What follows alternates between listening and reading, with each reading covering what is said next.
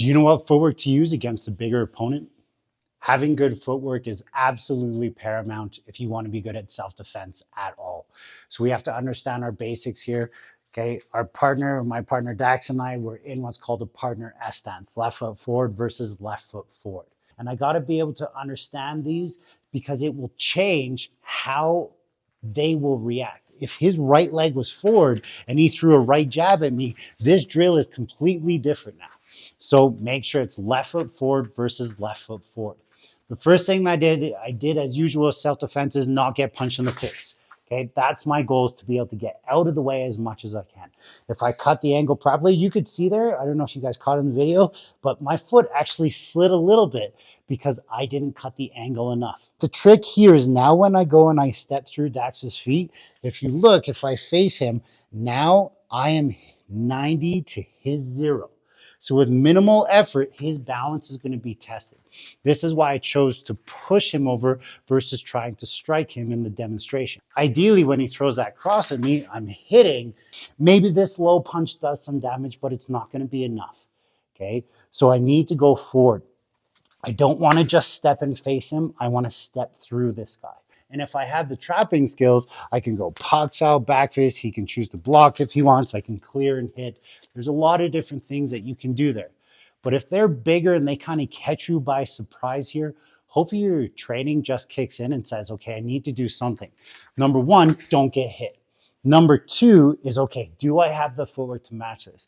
If you look where he is now, he really committed on that punch. So if I was to try to clear this down out of the way, I'm not necessarily hitting something, especially if they're way taller than me, that's going to be hard to get. But with this proper footwork, if I step forward now and I go kind of lifting up motion, so my pak sao, if you know Wing Chun terms, kind of is more like a tok sao now. Think about it more lifting up. Because if he's thinking about his balance and his energy going up, he's not thinking about punching me anymore, especially if he's a boxer thinking about throwing that left hook. So as I'm coming forward with my feet, I'm thinking about going through his spine. I have to use the momentum that I use when I step left to step in. That's going to help me at least move him away. So this partner S stance is what makes that work. If I didn't have that, if he punched and I just hit low and exited off, sure, it's another option. You have many options, but when dealing with somebody bigger, I'm trying to think about cutting those angles. And that's why footwork is so important. How do you train this at home? You're in your stance, okay? So if I get my stance, that's getting a stance there too, okay? Or stepping to the left. That's making sure I'm not eating that punch. Then I'm bringing this foot forward and I'm stepping through and my back leg is sliding forward. So important.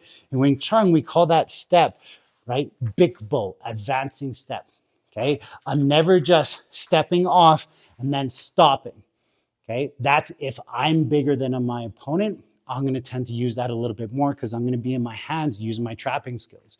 But if they're bigger and stronger and I'm worried about that, I'm going to hit low and then I'm going to step through. You can do all of this without ever using your hands. He punches, I step, and I'm through. His balance is being tested. The reason why it works so well is if he really throws and I'm even tight, look at my feet.